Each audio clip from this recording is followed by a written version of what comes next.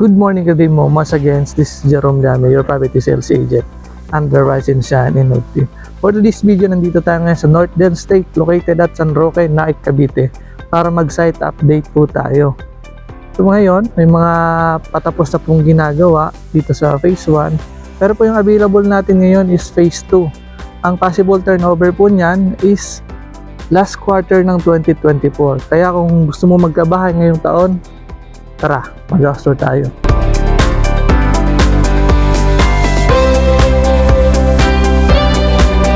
This is the unit upon turnover. Nakita po natin dito sa harap, may space po siya na pwede mong gawing garden, pocket garden, or pwede mo siyang gawing parking lot kung may motor ka.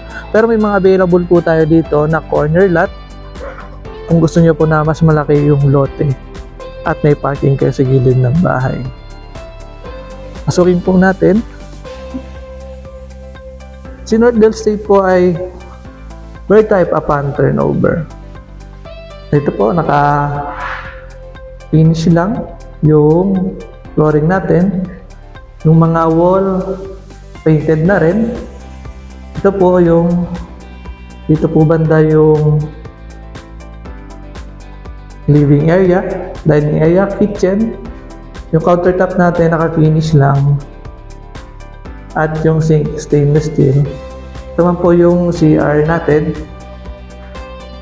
Yung CR po natin, may toilet and mat na po yun at lavatory upon turnover. Ito po tayo sa likod. Meron po siyang extra space dito sa likod. For future expansion po, pwede natin ipa-extend, pabubungan. Then yung gawing, pwede nyo ilabas dito yung dirty kitchen or laundry area. Punta po tayo sa taas. Bago po tayo umakyat, ita po natin yung hagdan natin na gawa po siya sa concrete cement with metal case. Yung mga bintana naman dito sa harap, powder coated sliding window. Dito naman sa likod is naka-jalousie. Akyat po tayo. Dito rin po yung nakalocate yung panel breaker natin. Pag akyat po natin, si North Del State po ay provision for 2 bedrooms. Yan, ito po yung taas niya. Same po sa baba, powder coated yung bintana dito sa harap. Dito naman sa likod is jalousie. Kalimitan po kasi niyan, ginigiba po yan para i-extend. Para maging 3 kwarto yung second floor natin. Po, naka-finish po siya. Yung ceiling po natin, mataas po yan. Standard po yan. At palagay tayo ng ceiling is hindi masyadong mababa yung mga kwarto. Meron po tayong actual turnover na meron po tayong model unit na naka-dress up na. Para magkaroon po kayo ng idea kung gaano kaganda yung bahay pag meron ng gamit. Tara, punta po natin. Ngayon po, nandito tayo ngayon sa dress up na model house. Kita po natin dito yung harap niya is nakasemento na at meron na rin siyang temporary na bubong. Pero po, pwede nyo pong extend yan. Pwede nyo pong palagyan ng bakal for future expansion po yan. At nakalocate din po dyan yung ating Poso Negro para mas accessible po siya kapag nagka-problema. Ito po yung sample ng end unit natin or corner lot. Depende na po sa sukat ng lupa kung ano yung available natin ngayon. Pero may mas malaki po dyan na corner lot. Ito po kasi medyo may kaliitan po siya, pero may mga mas available po dyan na mas malaki lot area na kasa yung sasakyan. Si North Del State po pala is may lot area na 36 square meter at ang floor area niya is 42 square meter. Pasukin po natin yung model house. Ito po yung pinto natin na flush metal door. Ito po, naka-tiles na po siya. Tingnan niyo po kung gaano siya kaganda. Yan yung mga blinds niya. Ito po yung living area, dining, at yung kitchen. Yan, may mga cabinet na rin po siya.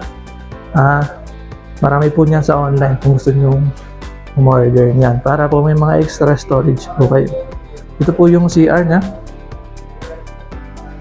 Yan, yung kulay po ng tiles dito sa CR is kulay gray. Pero depende po sa inyo kung gusto niyo ipabago yan.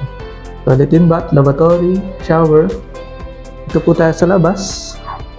Dito po sa labas, nilagyan rin po nila ng countertop. Ilalagay po nila dito yung dirty kitchen. At meron na rin po silang bubong dito. Akyat po tayo sa taas para makita po natin yung partition ng bahay. Ito po pala, nilagyan po nila yung staircase natin dito. Ginawa po nilang storage. Yan, kung may mga gamit po kayo na pwedeng ilagay dito. Akyat po tayo sa taas. Yan, paakyat po tayo sa taas. Yung hagdan po nila dito is nilagyan nila ng vinyl tiles at saka aluminum. Dito po tayo ngayon sa unang kwarto. Saktong-sakto po sa mga anak nito dahil pwede nyo lagyan ng double deck. At pwede po silang mag-aral dito. Merong sliding window dito, yung jalousie window natin. At meron silang sari-sariling cabinet. Nakasyang-kasya yung mga gamit nila. Dito po tayo sa master bedroom. Dito po, bago pumasok, meron na po silang cabinet dito. At nandito po yung master bedroom natin. Ayan, kung ano po siya kalawak pa, ano po siya ka-spacious. Kita rin po natin na naglagay sila ng table dito. Pwede po kung work from home ka, makakapag-focus ka po sa pagtrabaho. Ilagay rin po dito po nila nilagay yung aircon. Para kung nagkatrabaho ka is hindi mainit. Bali, 2 kwarto po ang ginawa dito. Yan.